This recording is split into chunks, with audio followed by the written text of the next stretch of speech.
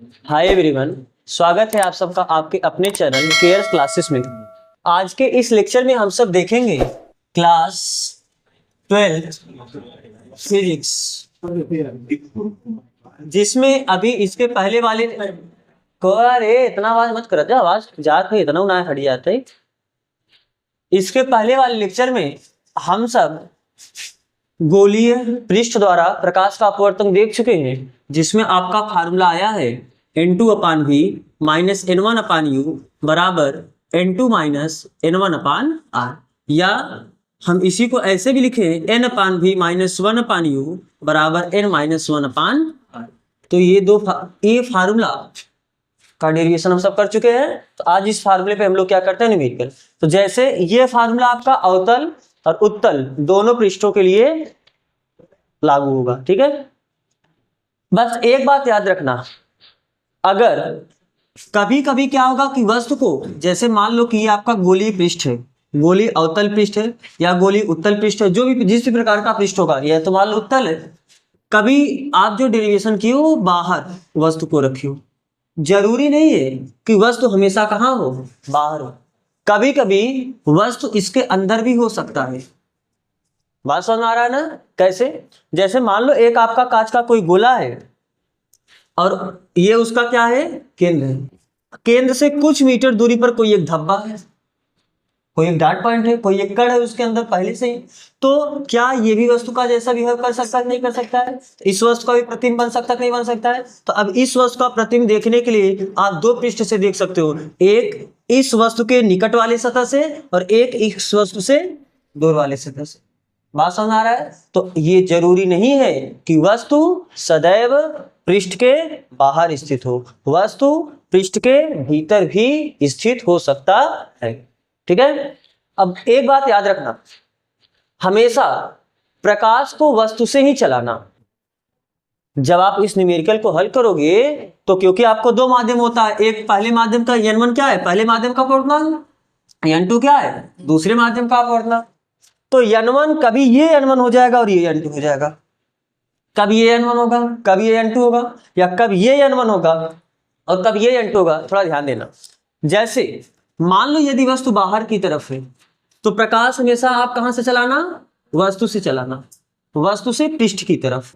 तो अगर वस्तु बाहर है तो प्रकाश इस तरीके से चलेगा और प्रकाश फिर अंदर प्रवेश करेगा, अपवर्तन होगा, किधर अभिलंब की तरफ झुक रहा है, अभिलंब से दूर हट रहा है, वो बात की बात है। न्यूमेरिकल में आपको ये नहीं देखना है अभिलंब की तरफ झुक रहा है, अभिलंब से दूर हट रहा है, बस आप ये देखो प्रकाश किधर से चल के किधर गया। तो यहाँ पर प्रकाश इधर से चल के इधर गया, तो प्रकाश जिधर से चला वो आपका पहला माध्यम, यानी इधर के अपवर्तनांक को आप लिखोगे N1, और ये अंदर है इसके अपवर्तनांक को आप क्या लिखोगे। लेकिन यदि वस्तु यहां पर स्थित है, आप इसे बोले हो O, तो प्रकाश यहां से चलेगा कि नहीं चलेगा ना? अगर आप इस साइड देखोगे, आप इस साइड से देख रहे होगे, तो मतलब इस वस्तु के पास वाले पृष्ठ से देखोगे तो प्रकाश क्या होगा, वस्तु से चल के बाहर जाएगा कि नहीं जाएगा। यानी अब की प्रकाश अंदर से बाहर चला है तो अंदर का पहला माध्यम होगा, तो इधर के अपवर्तनांक को आप N1 लिखोगे और बाहर के अपवर्तनांक को आप क्या लिखोगे, N2 लिखोगे। यदि आप दूर वाली सतह से देख रहे होगे तो क्या होगा, वस्तु यहां पर है तो यहां से आप प्रकाश ले जाओगे, इस पृष्ठ जिस पृष्ठ से देखोगे उस पृष्ठ की तरफ आपको प्रकाश लेके जाना है। तो इधर क्या हो जाएगा, फिर ये अंदर पड़ा कि प्रकाश कांच से, या ये जो भी पदार्थ का, वायु का बुलबुला हो, जिसका भी बुलबुला हो, कांच है तो प्रकाश कांच से बाहर गया तो ये आपका N1 होगा और बाहर का अपवर्तनांक आपका क्या होगा, N2, ठीक है।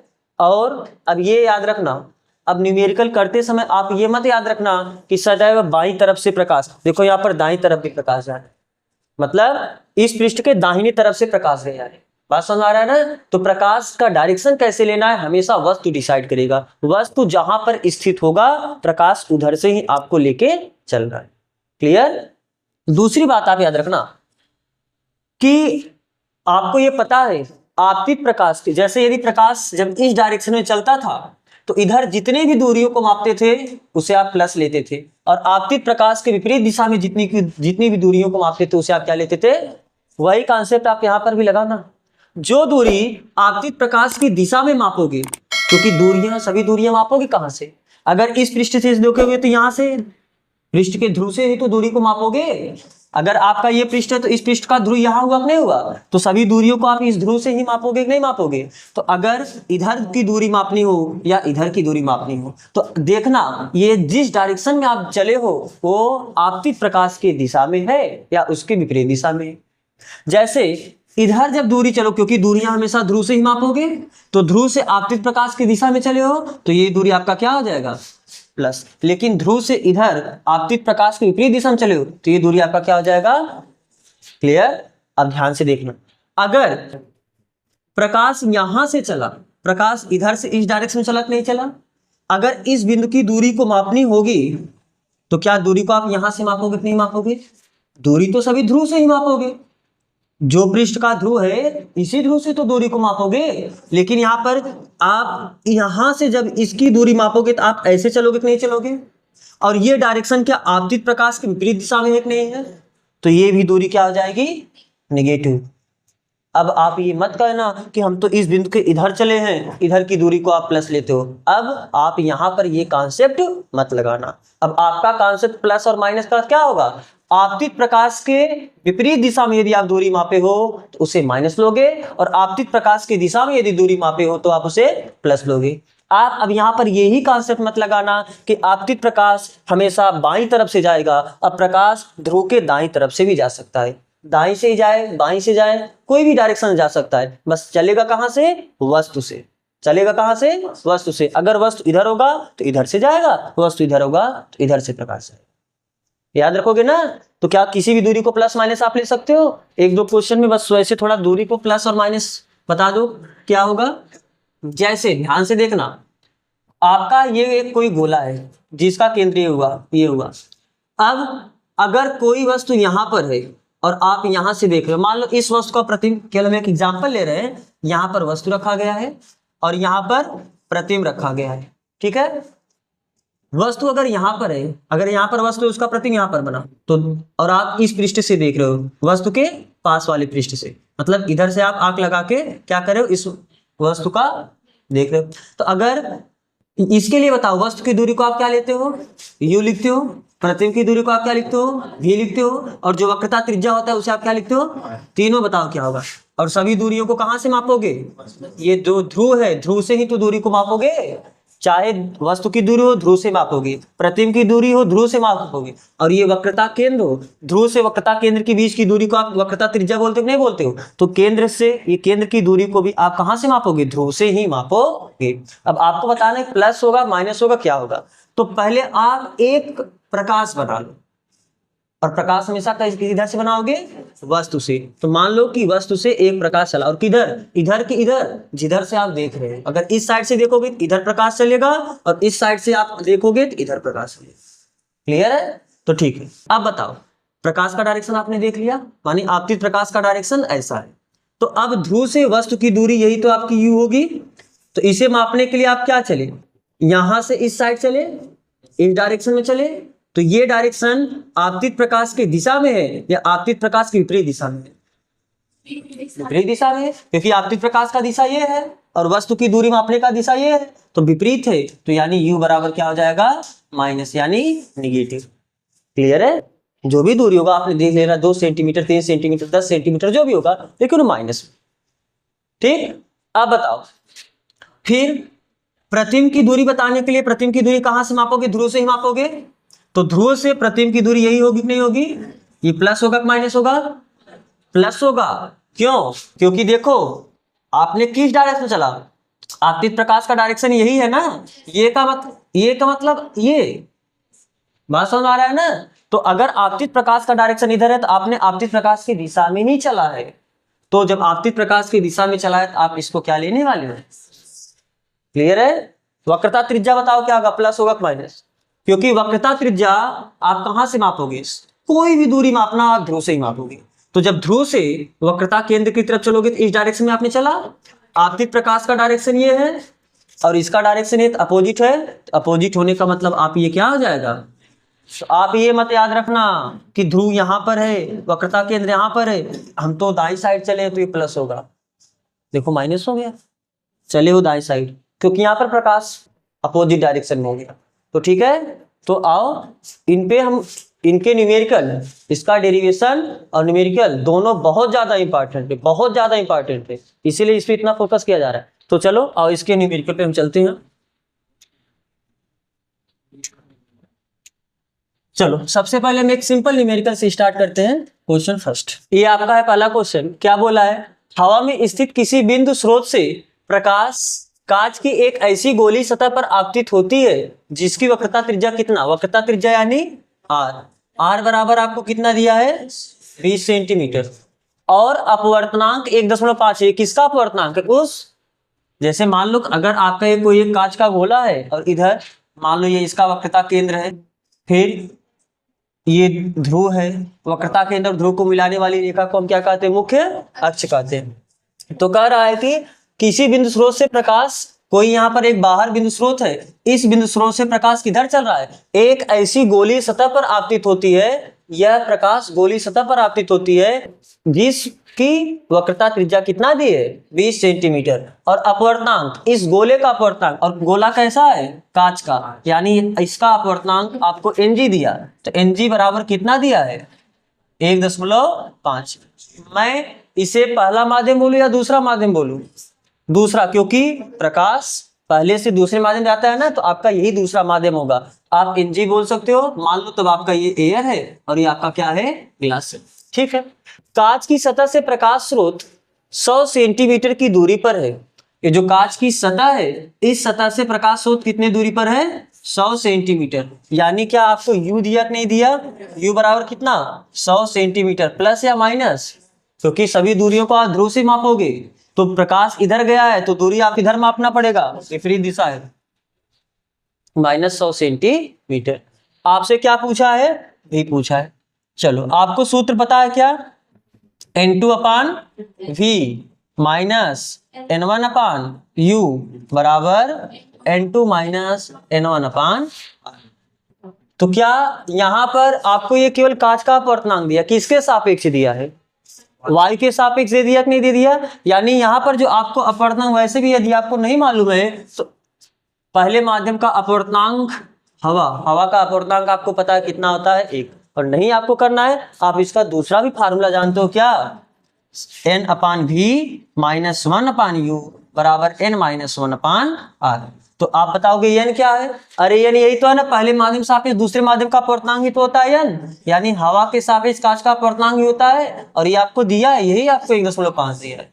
इसी को हम सिंपल फॉर्म में क्या लिखेंगे? n।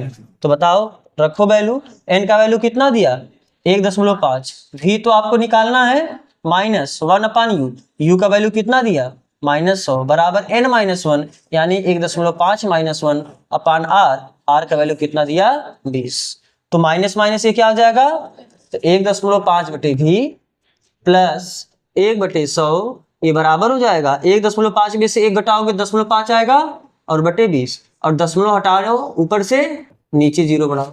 अगर ऊपर से दशमलव हटाते हो तो नीचे 0 बढ़ाओगे, नीचे से दशमलव हटाओगे तो ऊपर, दशमलव बाद 2 अंक हटाओगे तो 2 0 बढ़ाओगे, जितने अंक के पहले दशमलव हटाओगे उतना आप 0 बढ़ाओगे। तो आप इसे कितना लिख सकते हो? 5 1 के 5 और 5 चौक 20 यानी 40। तो 1.5 बटे v प्लस 1/100। तो क्या ये प्लस उधर जाके माइनस हो सकता है?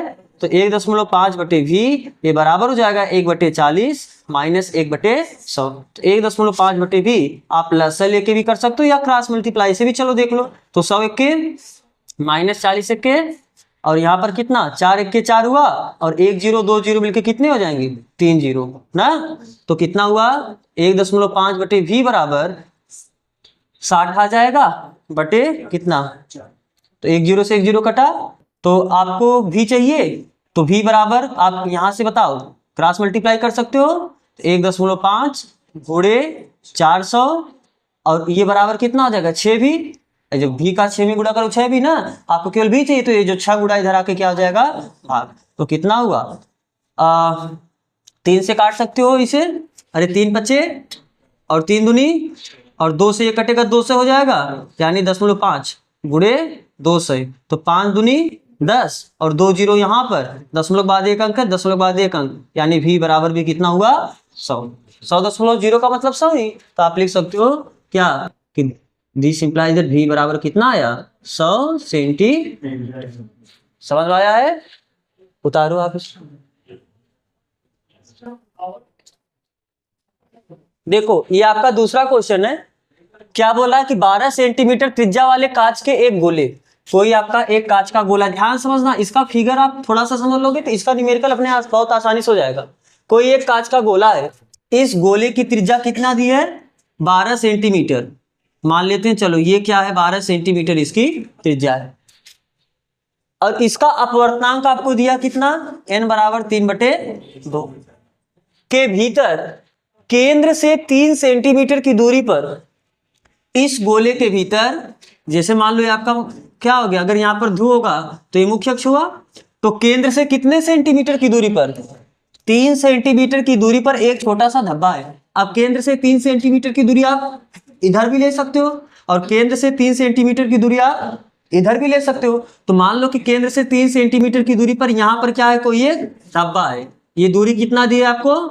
3 सेंटीमीटर।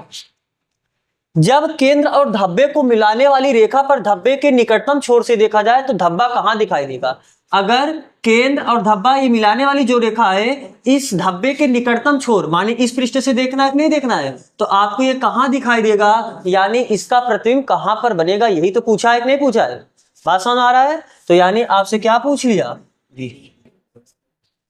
बात समझ आ रहा है सबको ना? तो ठीक है, अब अपना कॉन्सेप्ट लगाओ। ये क्या वस्तु का काम करेगा? धब्बा। अरे इसी पूछा ना, इसी ये धब्बा आपको कहाँ दिखाई देगा, यानी ये वस्तु हो गया, इसका प्रतिबिंब कहाँ पर बनेगा। तो अगर ये वस्तु हुआ और आपको देखना इस धब्बे के पास वाली सतह, यानी अगर आपको इस सतह से देखना है तो आप कैसे देखोगे? ध्यान से देखना, आपको बताए थे अभी, प्रकाश कहाँ से चलेगा? वस्तु से। किधर? जिस पृष्ठ से आपको देखना है उस पृष्ठ की तरफ। तो आपको ये प्रकाश का मैंने एक डायरेक्शन अपने मन से बना लिया। ठीक है, अब सभी दूरियों को लिखो, क्योंकि वस्तु की दूरी भी दी है। तो ये वस्तु की दूरी कितनी हुई? 3 सेंटीमीटर? बिल्कुल नहीं, वस्तु की दूरी आप मापते कहां से हो? ध्रुव से मापते हो। बात समझ आ रहा है ना? वस्तु की दूरी हो, प्रतिबिंब की दूरी हो, वक्रता त्रिज्या हो, सभी दूरियों को आप कहां से मापते हो? ध्रुव से मापते हो। तो ये दूरी भी आप ध्रुव से मापोगे, तो कितना हो जाएगा ये दूरी? देखो ये त्रिज्या 12 सेंटीमीटर, त्रिज्या क्योंकि यहां से यहां तक ही पूरा 12 सेंटीमीटर होगा कि नहीं होगा? तो अगर ये 3 है तो 12 में से 3 घटाओगे तो 9 बचेगा नहीं बचेगा? तो यानी ये दूरी कितनी हो जाएगी? 9 सेंटीमीटर। यही तो वस्तु की दूरी है, यानी u बराबर कितना हुआ? 9 सेंटीमीटर। लेकिन प्लस या माइनस? माइनस। Very good. क्यों? क्योंकि आपको पता है दूरी को आप कहां, ध्रुव से वस्तु की तरफ चलोगे और आपतित प्रकाश की विपरीत दिशा में पड़ा, इसलिए आपको ये क्या लिखना पड़ेगा? ये आपको अपने से समझ के, फिगर यहाँ पर केवल समझाने के लिए आपको ये बना रहे हैं, आपको फिगर में ये सब बनाना नहीं है, समझने के लिए यू क्या होगा, माइनस होगा, प्लस होगा, ये इसलिए लिख रहे हैं। तो चलो यू लिख लिए। वक्रता त्रिज्या आर बताओ क्या होगा? वक्रता त्रिज्या तो दिया है 12 सेंटीमीटर ना, लेकिन ये प्लस हो गया माइनस? माइनस होगा। क्यों? क्योंकि ध्रुव से ही तो वक्रता केंद्र के बीच की दूरी को वक्रता त्रिज्या बोलोगे, तो यहां तक की दूरी मापने के लिए आप ऐसे चलोगे जो कि आपतित प्रकाश के विपरीत डायरेक्शन में, इसलिए वक्रता त्रिज्या सवाल में आपको दिया 12 सेंटीमीटर, लेकिन ये माइनस के साथ लोगे। क्लियर है? अब बताओ, दिक्कत की बात है n1 और n2, किसे, इसे n1 ले उसे n1 ले। वस्तु आपका कांच से वायु में चला है, तो कांच आपका पहला माध्यम हो जाएगा और वायु आपका दूसरा माध्यम, यानी n1 आपका कांच होगा और वायु आपका क्या होगा? दूसरा माध्यम होगा। तो बताओ n1 बराबर कितना? n1 कांच का अपवर्तनांक, और कांच का अपवर्तनांक कितना दिया है? 3/2। तो ये जो 3/2 दिया किसका अपवर्तनांक दिया? इसी कांच का ही तो अपवर्तनांक दिया है, तो कांच का अपवर्तनांक कितना हो जाएगा? 3/2। और वायु का अपवर्तनांक नहीं मालूम तो आप जानते हो n2 बराबर, n2 आपका वायु होगा ना, वायु का अपवर्तनांक कितना होता है? तो बस आप फार्मूला लगा दो, आपको फार्मूला पता है क्या? n2/v माइनस n1/ बराबर n2 माइनस n1/r। तो बताओ n2 का वैल्यू कितना दिया है? 1/v का वैल्यू v तो पूछा है, माइनस n1 का वैल्यू कितना दिया है? 3/2, और u का वैल्यू कितना दिया है? -9 बराबर n2 का वैल्यू कितना है? 1, n1 का वैल्यू कितना है? 3/2 बटे r का वैल्यू कितना है? -12। हल करो इसे। 1/v, क्या ये माइनस माइनस प्लस हो जाएगा? और 3/9 दूनी 18, या आप ऐसे पहले सरल कर दो, 3 त्रिका और 3 दूनी, तो ऊपर कुछ नहीं बचेगा तो 1 बचेगा, और ये 3 दूनी कितना हो जाएगा? 6 बराबर। इसे हल करो, इसका गुणा 2 1 के 2 माइनस ऐसे कर सकते हो ना, तो 2 माइनस 3 और 2 1 के, और नीचे आपका हर में क्या है -12। तो बताओ 1/v प्लस 1/6, 2 में से 3 घटाओगे कितना आएगा -1/2, और इसका तो इसमें गुणा हो जाएगा यानी -12, और माइनस से माइनस आपका क्या हो जाएगा कैंसिल हो जाएगा। तो ये कितना आया 1/v प्लस 1/6 इक्वल टू 12 दूना कितना हुआ 24। तो 1/v बराबर कितना हुआ 1/24 माइनस 1/6, तो 1/v बराबर 24 और 6 का लसा कितना आ जाएगा 6 चौक 24। तो जब पहाड़ा में आता है तो बड़ा वाला लसा होता है, तो इसका लसा कितना आ जाएगा 24। तो 24 का 24 में भाग दोगे कितना आएगा 1, और अंश में वही गुणा करोगे तो 1 1 के, और फिर 6 में 24 का भाग दोगे, मतलब 24 में 6 का भाग दोगे 6 चौक 24, और 4 का 1 में गुणा करो कितना आ जाएगा 4। तो कितना हुआ 1/v इक्वल टू 1 में से 3 घटाओगे -3/24 और 3 अठे, तो 1/v बराबर -1/8। तो v बराबर आप इधर पलटो कि इधर पलट जाएगा, तो -8 सेंटीमीटर, यानी प्रतिबिंब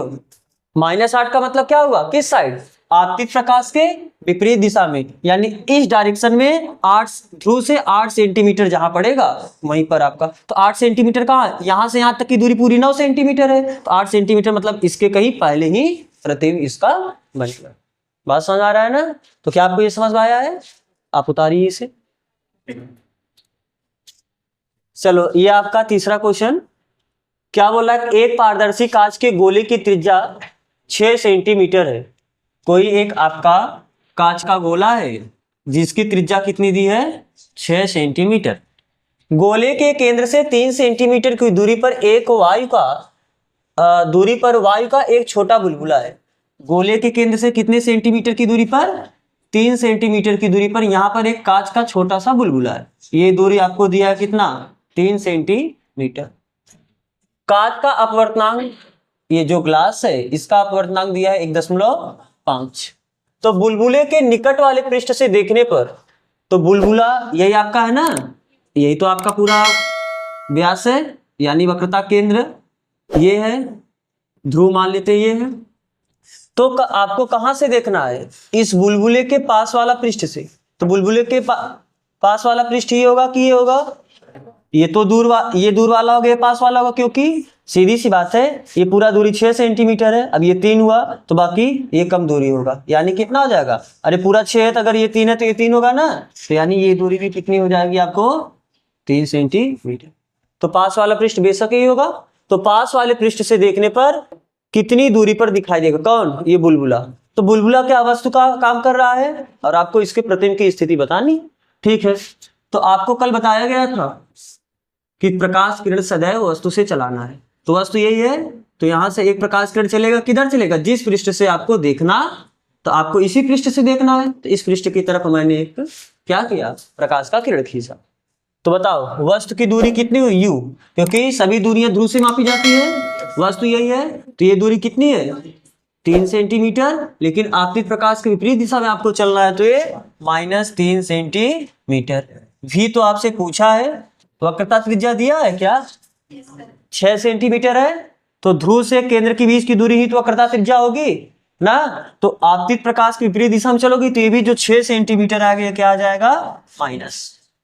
अब आपका ये पहला माध्यम हुआ और वायु आपका कौन सा माध्यम हो जाएगा, क्यों, क्योंकि प्रकाश कांच से वायु में प्रवेश कर रही है, ठीक है। तो पहले माध्यम के सापेक्ष दूसरे माध्यम का अपवर्तनांक, इसी को हम शॉर्ट फॉर्म में क्या लिखते हैं n ना, और ये होता क्या है n2/n1। n2 क्या है दूसरे माध्यम का अपवर्तनांक, तो दूसरे माध्यम का अपवर्तनांक दूसरा माध्यम है क्या वायु, वायु का अपवर्तनांक कितना होता है 1, और n1 क्या है पहला माध्यम आपका है ग्लास, और ग्लास का अपवर्तनांक दिया 1. आप ऐसे भी जा सकते हो, या आप n1 का वैल्यू, अरे आपका ये n1 यही है ना, तो n1 बराबर कितना हुआ 1.5, और n2 आपका y है, y का अपवर्तनांक कितना होता है 1, तो n1 का वैल्यू अलग n2 का वैल्यू अलग रख के भी, क्योंकि आपको दो फार्मूला मालूम है, जिसमें एक में आप n1 और n2 रखते हो और दूसरे में आप केवल n रखते हो। तो बात समझ में आ रहे थे आप, जैसे जाओ तो मैं n से ही चला जाता हूँ, क्योंकि इसके पहले वाला क्वेश्चन में n1 और n2 रखा हो, तो इसे n से कर देते हैं, क्लियर है। चलो चूंकि फार्मूला आपको क्या मालूम है n/v -1/u बराबर n -1/r, तो n का वैल्यू आपको कितना मिला n का वैल्यू बताओ 1/1.5। v तो आपको निकालना है -1/u। u का वैल्यू कितना है बराबर n का वैल्यू कितना है 1/1.5 -1/r का वैल्यू कितना है -6। तो कितना हुआ 1/1.5 इंटू v, ये माइनस माइनस प्लस हुआ, ठीक है। एक माइनस, क्योंकि बटे एक करो, इसका गुणा इसमें, इसका गुणा इसमें, इसका गुणा इसमें करते हो ना, तो एक में जब एक का गुणा करोगे तो एक एक के एक, और ये कितना हो जाएगा 1.5, और जब इसका गुणा करोगे तो 1.5, और ये बटे -6। तो कितना हुआ 1/1.5 भी प्लस 1/3 बराबर, एक में से 1.5 घटाओगे तो, क्योंकि कम वाले में से बड़ा वाला नंबर घटाते हो तो माइनस आता है, तो और 1.5 में से 1 घटाओगे 0.5 आएगा, और नीचे कितना बचा 1/6। तो 1/1.5 भी प्लस 1/3 ये बराबर कितना हुआ, देखो दशमलव के बाद ऊपर एक अंक, दशमलव के बाद नीचे एक अंक, तो दशमलव से दशमलव हट जाएगा, और 5 1 के 5 5 आई, तो -1/3 बचा, और इसका भी तो गुणा इसी के साथ हो जाएगा, तो गुणे 6। बात समझ में आ रहा है कि नहीं समझ में आ रहा है? तो अब बताओ ये कितना हुआ 1/1.5 भी प्लस 1/3 बराबर -6×18। 1/1.5 भी बराबर -1/18, और ये प्लस उधर जाके क्या हो जाएगा माइनस, तो इनका लसा ले ले, 3 × 18, तो जब पहाड़ा में होता है यानी मल्टीपल रहता है, गुणज रहता है, तो बड़ा वाला ही लसा आता है, तो लसा कितना आ जाएगा 18। 18 का भाग दोगे 1 आएगा, फिर 1 का इसमें गुणा करोगे 3 × 6 18, 6 आया, 6 का 1 में गुणा करोगे 6 के 6, तो -7 बटे कितना आया 18। ये कितने बराबर आ गए 1, तो आपको यहाँ से 1/v बराबर कितना हो जाएगा -7/18 है ही, 1.5 उधर जाके क्या हो जाएगा गुणा हो जाएगा, ठीक है। तो 3 6 और 3 5, तो ये 0.5 हो जाएगा, तो 1/v बराबर कितना है -7 5 35, लेकिन दशमलव के बाद एक अंक है, और बटे 6। बात समझ में आ रहा है? तो आपको v चाहिए, तो v बराबर कितना हो जाएगा -6/3.5, और आपको दशमलव अगर हटाना है तो -6/35, ये दशमलव हटाएंगे, ऊपर 0 का गुणा कर देंगे, कितना हो जाएगा 60। अब 5 से भी कट रहा है कि नहीं कट रहा है, अरे 12 5 60 और 5 7 35, तो जब काटोगे तो 12 5 60 और 5 7 35, तो v बराबर कितना आ जाएगा -12/7। या आप भाग भी दे सकते हो, 7 1 के साथ अपना भाग दे लेना, अरे 12 में 7 का भाग दोगे कितना, 7 1 के 7 बचा 5 0.0, 7 7 49.10, तो लगभग ये कितना आ जाएगा, ये v का वैल्यू कितना है लगभग -1.7 सेंटीमीटर। समझ में आ रहा है बात ना? तो आप उतार सकते हो इसे। चलो देखो ये आपका अगला क्वेश्चन, क्वेश्चन नंबर 4। क्या बोला है, कांच के एक गोले की त्रिज्या 4 सेंटीमीटर है। कोई एक कांच का गोला है, इसकी त्रिज्या कितनी दी है आपको 4 सेंटीमीटर। गोले के केंद्र से 1 सेंटीमीटर की दूरी पर वायु का एक बुलबुला है। गोले के केंद्र से कितनी सेंटीमीटर की दूरी पर, ये मान लो 1 सेंटीमीटर है, 1 सेंटीमीटर की दूरी पर एक क्या है कांच का कोई बुलबुला है। कांच का अपवर्तनांक 1.5 दिया है, आपको Ng का वैल्यू कितना दिया 1.5 का मतलब 3/2 भी तो होता है, 1.5 मतलब 1.5, 3/2 मतलब 3 का आधा 1.5, तो 1.5 को आप 3/2 लिख सकते हो। अगर जिसे दिक्कत है ऐसे भी समझ लो, 1.5 को कैसे लिख सकते हो 15 क्योंकि दशमलव ऊपर से हटाओ तो नीचे 10 का भाग दोगे, तो 5 से काटोगे 5 3 और 5 दूनी, इसलिए मैंने इसे 3/2 भी लिखा, क्योंकि दशमलव में दशमलव से अच्छा होता है बटे के साथ डील करना।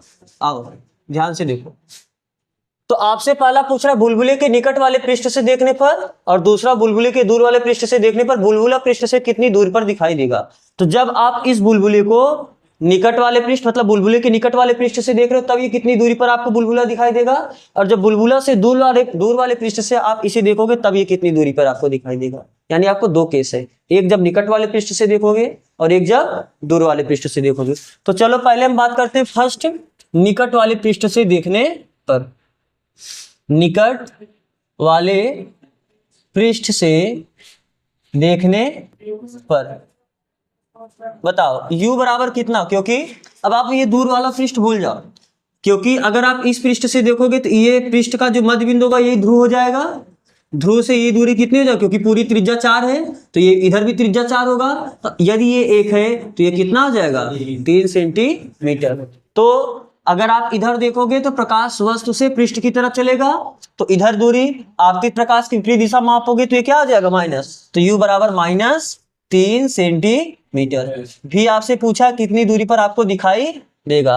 फिर उसके बाद आपको वक्रता त्रिज्या r दिया है, r का वैल्यू कितना है, वक्रता त्रिज्या आपको 4 सेंटीमीटर दिया है ना, तो वक्रता त्रिज्या कहाँ से, ध्रुव से वक्रता केंद्र के बीच की दूरी तो वक्रता त्रिज्या होगी, तो यहां से इधर दूरी आपको मापना पड़ेगा, आपतित प्रकाश के विपरीत चलना पड़ेगा, तो ये भी आपको क्या लिखना है, इसीलिए माइनस और कितना 4 सेंटीमीटर। अब आपका n कितना होता है, n है क्या 1n2, यानी हम इसी को n बराबर होता क्या है 1n2, और इसी को मैं क्या लिखता हूँ n2 अपान, तो n2 का n2 कौन है, 1 पहला माध्यम का होता है, जहां से प्रकाश चलता है आपका पहला माध्यम, और जिस माध्यम जाता है वो दूसरा माध्यम। तो प्रकाश आपकी कांच से होके गया है, तो कांच आपका पहला माध्यम और वायु आपका दूसरा माध्यम। तो दूसरा माध्यम हवा है, हवा का अपूर्णांक कितना होता है 1, n1 आपका पहला माध्यम कांच है, कांच का अपूर्णांक कितना है 1.5 यानी 3/, तो आप इसे लिख सकते हो 3/2, और ये ऊपर जाएगा इसे आप लिख सकते हो 2/3। तो चलो, चूंकि फार्मूला क्या जानते हो, n/v -1/u बराबर n-1/r, n का वैल्यू कितना दिया है 2/3, और v है -1/u, u का वैल्यू कितना दिया है बराबर n-1, n का वैल्यू कितना दिया है 2/3 -1, और r का वैल्यू कितना दिया है -4। क्लियर है।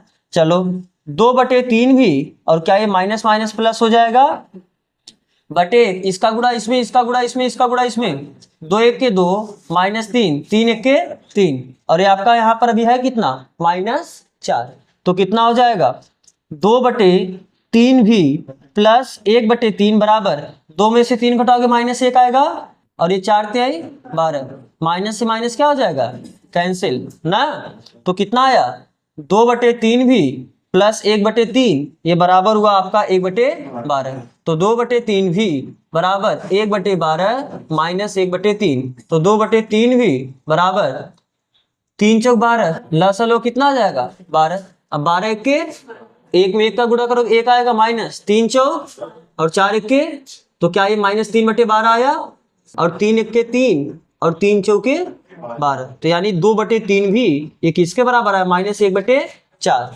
तो क्या आप यहां से 1/v बराबर बताओ, ये 3 ऊपर चला जाएगा और 2 इधर आएगा, तो 2 चौके 8। समझ में आया चीज ना, मैंने केवल यहाँ पर 1/v को छोड़ा, 3 उधर लेके चला गया, 2 इधर लेके चला गया, क्रॉस मल्टीप्लाई किए तो अब आपका यहाँ पर कितना हुआ, तो 1/v बराबर -3/8 आया, आपको केवल v चाहिए, तो v बराबर कितना आ जाएगा -8/3 सेंटीमीटर। अब आप भाग भी दे सकते हो 8 में 3 का, तो पहले आप इसे लिखना है तो आप लिख सकते हो, फिर हम दूसरे पृष्ठ के लिए करते हैं। चलो अब हम देखते हैं दूसरे पृष्ठ से देखने पर, तो जब आप दूसरे साइड से देखोगे यानी दूर वाली सतह से देखोगे, तो आपको किधर से देखना होगा, आपको इधर से देखना होगा। बात समझ में आ रहा है। तो इस केस में आपको क्या करना पड़ेगा, वस्तु आपका यहां पर है, देख रहे हैं आप इधर से, तो वस्तु के साइड से आप जिस सतह से देखोगे उधर की तरफ आप क्या करोगे, प्रकाश का डायरेक्शन लोगे। अगर आप दूर वाली सतह से देखोगे तो ध्रुव आपका इधर से उतर जाएगा। बात समझ में आ रहा है ना। अगर आप इस सतह से देखोगे तो ध्रुव आपका इधर होगा, और आप इस सतह से देखोगे ध्रुव आपका इधर होगा। बात समझ आ रहा है नहीं समझ आ रहा है। तो चलो u कितना हो जाएगा, फिर यहाँ पर भी आपको समस्त दूरियां कहां से मापनी है, ध्रुव से। आप इस ध्रुव को भूल जाओ, तो सभी दूरियों को आपको कहां से मापनी है, ध्रुव से मापनी है। तो ध्रुव से इधर चलोगे, प्रकाश का डायरेक्शन इधर है, तो ये विपरीत दिशा में है, तो ये क्या हो जाएगा माइनस, और कितना, क्योंकि 4 सेंटीमीटर ये है और यहाँ से 1 सेंटीमीटर की दूरी पर और रखा था, तो यानी टोटल कितनी दूरी हो गई है 5, और -5 सेंटीमीटर। आप इसे बना लो क्या, दूर वाले पृष्ठ से देखने पर। ठीक है, भी आपसे पूछा ही है। वक्रता त्रिज्या यहाँ पर प्लस होगा माइनस, बताओ यहां से चलेगा क्योंकि आपको चलना यहां से है, तो आप इधर चलोगे और प्रकाश इस डायरेक्शन में, तो विपरीत है, तो ये भी कितना हो जाएगा माइनस, लेकिन रहेगा ये कितना 4 सेंटीमीटर ही।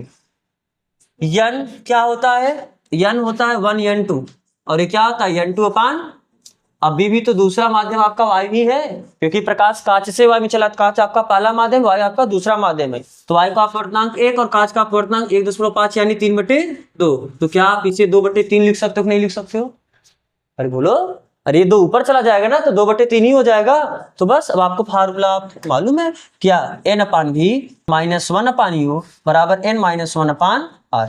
तो n का वैल्यू कितना आपको मिला, 2/v आपको निकालना है, -1/u का वैल्यू कितना हो -5 बराबर n का वैल्यू कितना है 2/3 -1 और r का वैल्यू कितना है -4। तो कितना हुआ 2/3v माइनस प्लस 1/5 बराबर इसका गुणा इसमें, इसका गुणा इसमें, इसका गुणा इसमें, तो 2 1 के -3, तो 2 -3/3 तो -1/3 आया ना।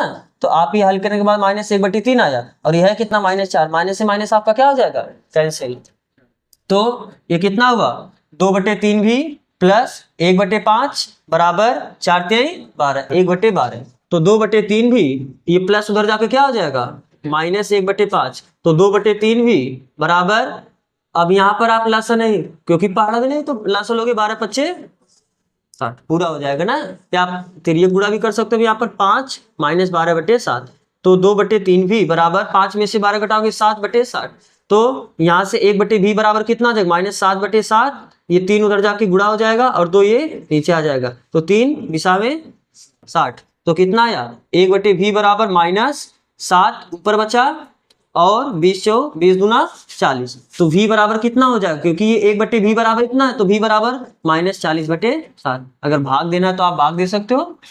तो -40/7 सेंटीमीटर की दूरी पर आपका प्रतिबिंब बनेगा।